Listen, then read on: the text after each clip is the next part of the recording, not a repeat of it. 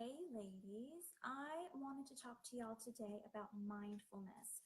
I'm not really sure it's something I've covered in depth before, so I really wanted to, this has been on my mind. So I wanted to share a little bit about mindfulness, especially as it relates to grief, and also give you a tool to help work on becoming more mindful. So if this is your first time joining me, my name is Molly Howze. I am the founder of howzeyourhealth.com, and I am a health coach and a grief mentor, and I specialize in helping grieving women take really good care of themselves. So welcome. If this is your first time joining me, I'm really excited to have you here, and I hope that I can give you something useful and also make you feel a little more empowered as a grieving woman to do grief the way that is the most healing for you, right? So as you're hopping on, let me know, make sure that that my sound is working and you guys can hear me well, and let me know, just comment what you think, like if this is helpful to you, and say hi. Let me know what you guys are up to this Saturday. Okay, so first of all, I'm going to read you the definition of mindfulness if it's not something you're familiar with, because I feel like mindfulness is one of those words, like we talk about things being woo-woo and just, like everybody's sort of becoming more spiritually aware and things like that. So I'm going to read you the definition of mindfulness. It's an awareness that emerges through paying attention on purpose in the present moment and non-judgmentally to the unfolding of experience moment by moment. Okay. So in English, in real life, what that means is being able to intentionally focus our attention to fully attend to the present moment and successfully refrain from being easily distracted and letting our thoughts wander aimlessly. So literally, it's just paying attention moment by moment, paying attention to what's going on around you, to your feelings, to whatever it is, paying it attention and giving it attention, not trying to brush it away. Okay, does that make sense? So I'm going to give a couple of examples as well, and then also I have a simple tool to use to help your practice of becoming more mindful, something that you can kind of use to bring yourself to a state of mindfulness. Okay, so here we go. Okay.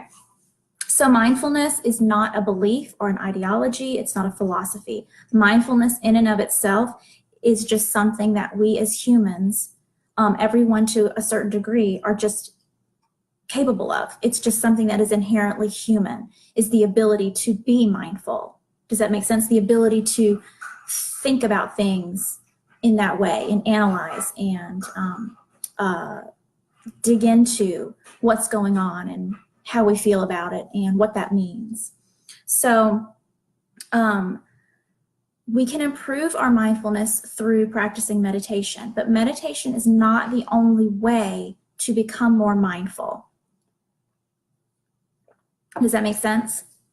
Meditation in and of itself is a tool to become more mindful. And it can be very difficult to practice meditation if you've never done it before. It's for me, it was very difficult to make myself just sit there for a minute, right? And then just sit there for 2 minutes, and then just sit there for 3 minutes, because you feel like, but I need to be doing something all the time, right? And our minds, we're constantly like feeling like we have to be in motion. So meditation is a good way to practice getting into that mindfulness, but it's not the only way. It's not necessarily the only way. We can use meditation, but we can also practice training ourselves just to be more mindful, just to be more aware in our day-to-day lives. Okay, so instead of like mindlessly driving to work, mindlessly cooking dinner, or running errands, or you name the example, everything that we do from day to day, instead of sort of checking out, we are checking in instead, right? So we're doing the opposite and choosing to be in the present moment. So this isn't to say that you would never have time where you check out, right? Because I feel like it's actually really healthy and healing for us to have times where we do just check out. We just, binge watch some Netflix, or whatever TV shows, whatever it is that you like to do, where you can sort of give your brain a break, if that makes sense. But what I'm talking about right now, so I'm not saying that's not something we ever do. I'm not saying you have to be mindful all the time. That would actually be pretty exhausting, because you and I both know, as grieving women, so often a lot of our energy is drained in just thinking about everything, right? And wondering about things and worrying about social interactions and things like that. So there are plenty of times where we just kind of need to check out. Okay, so what does mindfulness have to do with grieving? Is it helpful? How does it help us? Does it matter? So, mindfulness doesn't make grief go away. Mindfulness, it's a tool. It is a tool to help us on our healing journey. And I've said this before, if you've ever heard me speak before, the healing process of grieving, it's a lifelong process. There's not going to be an end point and then you're done and you can go about your life all better, right? We are not going to get over it. We're not going to move on. We're not going to put it away. We're not going to, what's another thing that people say, get over it, whatever. Those aren't realistic expectations. What really happens is we learn to carry it in a way that we can carry it while we're living our lives, right? It's always there. Our loved ones are always with us. We don't leave them behind, not if we're healing. We might leave them behind if we're trying to not pay attention to it. I'm getting off on a tangent. Back to mindfulness. Mindfulness can help us work through our grief because we are allowing ourselves to acknowledge our feelings non-judgmentally. We are allowing ourselves to feel our feelings and recognize our feelings, and we're not judging our feelings, and we are opening ourselves to the possibility of questioning our beliefs, digging into them, and maybe even shifting them. If they're painful beliefs, we know they're not true, but we just keep beating ourselves up with these thoughts and these beliefs. And of course, the cat has to make her appearance. Oh, she's so dark you can't see her. I can feel her touching me though. Okay, so think about times when you're a blubbering mess, and you can give me a comment if you want to in the comments. And also on the post inside the community when I asked, what are you struggling with? There's so many similarities to either dates or events or just you name it. Everybody has similar experiences with triggering things that cause us to feel like we're not moving forward, if that makes sense. So think about times when you're just a hot mess, right? You're in your car, you've been at work all day, holding it together. You get in your car, you drive all the way home, just crying your face off. You go to the grocery store and you see something like a watermelon or something, and it reminds you of something, a good memory or a bad memory, and it triggers that, and you're a blubbering mess in the grocery store, right? Things that just hit you out of nowhere. So when we try to force ourselves not to do that, when we try to stop the crying, when we try to talk ourselves out of it, or we're beating ourselves up, we're I'm so weak, I'm so dumb, why can't I just stop doing this? We're feeling guilty or we feel foolish. That's not being mindful. That's the opposite of mindfulness, okay? Because as grieving women, sorry, I haven't enough water today. As grieving women, the first step to feel better, the first step to heal, is to accept that this is what we have. This is what we have to work with. Like it or not, it is what it is, right? Like it or not, my daughter is dead, for lack of a better word. So I can continue to fight against it and not heal, or I can allow myself to feel my feelings and work through my feelings and come up with peaceful thoughts and beliefs rather than the painful ones. Okay, so So thinking of those moments, like I said, like when you're a blubbering mess, and recognizing, okay, why am I crying? I'm crying because I'm sad. I'm crying because I miss my daughter. Or you're crying because you miss your dad or your person. That's a valid reason to cry. It's not crazy. It's not foolish. It's not a reason to feel guilty or berate yourself or, you know, all of these reasons. You hear a song on the radio or something like that. Like it's triggering a memory. It's triggering a feeling, right? And so being mindful in that moment is going, okay, I recognize this is, you know, I'm feeling sad. I'm feeling whatever because I miss my loved one, right? I'm grieving. This is normal. This is expected. This is okay. This is healthy. Okay. So recognizing it for what it is, and not judging ourselves for feeling this way. And I understand I can go off on a whole nother tangent about people saying things that make you think you must be crazy. People saying things like, you know, giving you unsolicited advice, like you need to move on, you need to get over it, why are you crying all the time? Forget those people. Forget those people. Just, it's so hard, but do it anyway.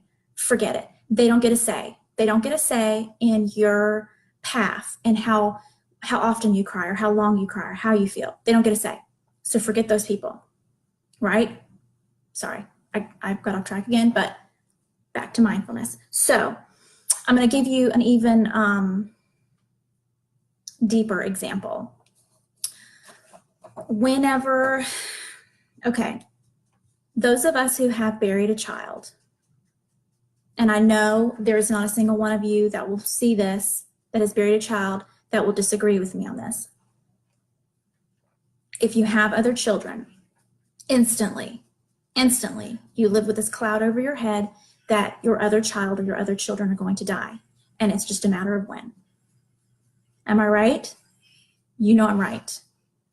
Because it's like the fact that when you realize that it can happen because it did happen to you, you just, you know, you're afraid it's going to happen again. And then you hear stories of people that have buried more than one child. So you're just waiting, right? So my boys, my teenage boys, were driving. They're college and taking college classes and working. And so they're driving. And we live in an area where there's we live out in the middle of nowhere, but to get to where they're going, they have to drive through one of the most ridiculous traffic situations. I mean, not a big city traffic situation, but for a small town, it's ridiculous how many wrecks there are and how many crazy drivers there are. So I already have like that fear of other drivers, right? And here I have this fear of that one of them is going to die any day. Right? Anytime they leave the house, I think, is this going to be the time? Is this going to be it? Is this going to be it? And so it's a loop, and it just goes all over and over and over again. Now, is that helpful for me? Is that healing for me to have that, to live in that constant fear of just waiting, just anticipating for one more of my children to die? Is that helpful at all? You feel free to answer that because I know the answer, even if you say it. So, rather than getting worked up, rather than letting my imagination run away with itself, what do I do instead that is healing? I'm sorry, I feel like I talk with my hands. I'm trying so hard not to, like, I'm making a little bunny squirrel. So instead I can choose to be mindful. Okay, so what does that mean? So in that moment when I feel myself spiraling, right? And this is my advice for you too. When you feel that moment where you feel yourself spiraling and you're like just waiting for the other shoe to drop or whatever it is, to stop and go, okay, has it happened? No. Are we okay right now? Yes. Is everyone okay right now? Like nothing's happening right now. In this moment, everyone is fine. So stop it, right?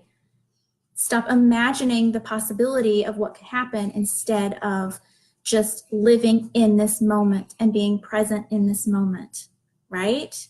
Does that make sense? Let me know if that makes sense. I see some eyeballs in here. Let me know if this makes sense. So choosing to let go, mindfully choosing to let go of these imaginary scenarios and acknowledge, yes, we are all okay right now, right? So if something happens, then I'll deal with it then. right? But making up these scenarios and playing it over in my mind, that's not helpful at all. It's not healing. It's not healthy. So reeling myself in and becoming more mindful. So I keep saying so, I'm sorry. All right, so what I want to share with you is sort of a breathing technique, but it's a sort of when you feel yourself spiraling, bring you back down, reset your mindfulness technique.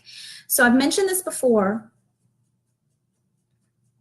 belly breathing, but where I wasn't able to stand up and show you my belly.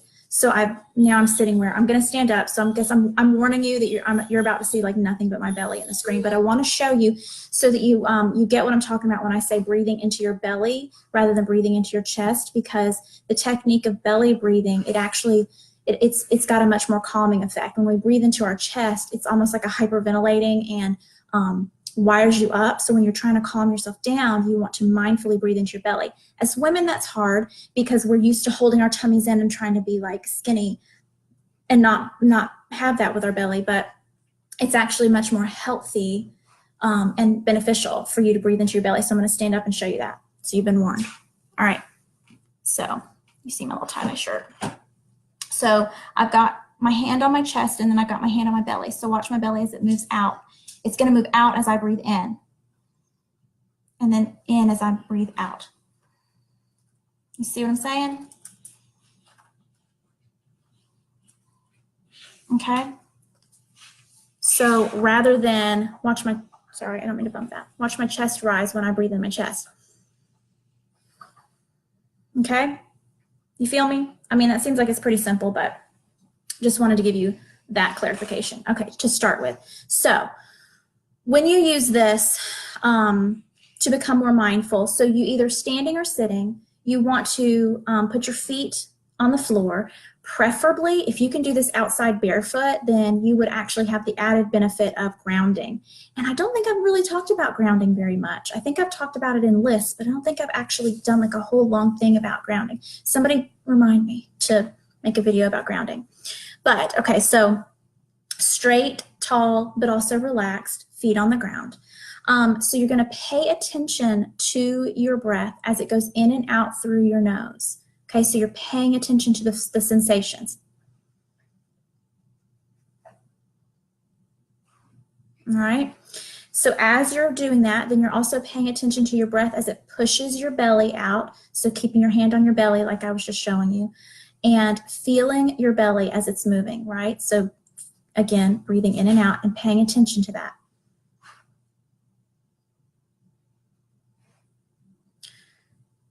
I forgot what I was going to say. Moving on. So paying attention to your body, to all the sensations inside your body. Okay. So I like to begin with my feet and work my way up. So as you're sitting here breathing, and I don't want to keep you guys forever. I feel like I'm keeping you for too long, but I don't want to keep you forever and actually go through this. But as you breathe in and out in a comfortable rhythm, paying attention to your feet, your calves, your knees, your thighs, your hips, you feel me? Moving all the way up, just noticing all the sensations one at a time, okay? Then pay attention to the sounds around you, right? As you're breathing, pay attention to the sounds around you. Then begin to pay attention to the sights around you. What do you see? What are you looking at? Okay? Then come up with a mantra or a quote that you can say to yourself, and you say it to yourself silently as you breathe in and out. So a very, very simple one, and I read this in a book, so it's like, this one isn't mine. I took it and you can take it too. So as you're breathing in and out, you're going to say here as you breathe in and out, and now as you breathe out. Okay, so here, now, here, now. You're saying it in your head, not out loud, but I'm saying it so you can hear me say it.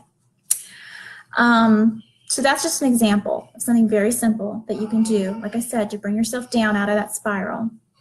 Delilah, stop scratching. Okay, so breathing with good posture and form with your eyes open or closed, obviously open if you're doing the looking around to recognize the things that you're looking at.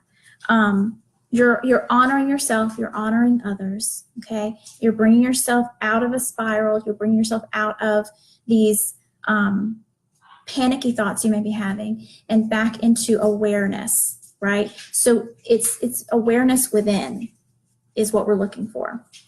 So you're going to use this to center yourself when you feel yourself spiraling out of control with your thoughts. And then after you get centered, I recommend that you, if you have time, if you have the opportunity then, to journal what was happening and what you were feeling. And now she's drinking. I promise you, the dogs were doing nothing until I hit record. Delilah. They're like thirsty, like walruses.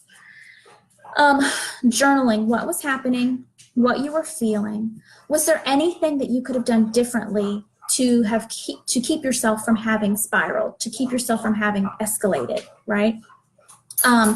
What did you choose to focus on and how well did it work for you? So, like I said, if you're in the car and you're like a blubbering mess and you're crying all the way home, I'm not saying in that moment that you should be like, okay, stop crying, I need to be mindful, but it's allowing yourself to get it out, and then when you realize, okay, now I'm ready, I cried it out, now I'm ready to bring myself to my awareness, right?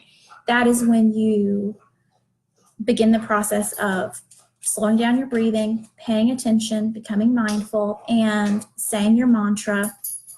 And then, like I said, journal it out. So in the journaling out, it may or may not be cathartic. It may or may not be something that's very enlightening where you realize, oh, wow, I should probably stop talking to this person who every single time I talk to this person, I go into a full-on panic attack because they keep saying things that, trigger me. That could happen. And you could be like, oh, okay, this person is somebody I should not have a relationship with anymore. And that's okay. Or it could just be that you're like, yeah, I'm grieving. Yeah, a song on the radio caused me to start crying. And then I just went on from there until I couldn't breathe. And that's okay. Okay. That's normal. I've talked about normal before. I mean, when it comes to grieving, everything is normal. You get to decide what grief looks like for you because it's very individual. It's up to you. It's up to you how quickly or how slowly or how clearly you heal. It's completely up to you. That's the nature of it. So that is that's like that thing that I want everyone to know more than anything is that nobody else gets to decide this for you but you. Okay? Like that's your permission slip, your ticket or whatever to you're in control here. Even if you feel out of control, that's okay. You're the one who's grieving. Okay? So that's what I wanted to share with y'all today was just a little bit about mindfulness and how to use it to bring yourself back into self-awareness. So the other thing I wanted to share is my new Self-Care Success for Grieving Women membership program is open. And for founding members, as of right now, it is only $10 a month. If you join right now, there's tons of material in there already that's like some techniques, some tutorials about some of the tools that I use, some nutrition basics, but the first main lesson, the lesson for this month is on beliefs. And I mean, I feel like mindfulness, this practice of getting more mindful will help you as you're working through your beliefs, right? You're working through your limiting beliefs, your painful beliefs, your false beliefs, whatever the beliefs are that you're wanting to work through. The first lesson for this month is all about beliefs with some tools and techniques to work through that. So if that sounds like that's something you're interested in, the link is in the description of this video, or you can comment. If you have questions or whatever, just let me know. And that's it. So this is my Saturday afternoon. I'm in my jammies. Listen, I'm in my jammies every day. Pajama pants, they look like pants.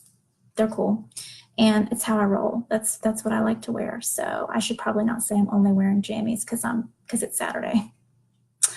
But anyway, y'all know me. So That's all I have for y'all today. And I love you so much. And comment below and let me know if this was helpful for you at all. And we'll chat soon. Okay? Love y'all. Bye.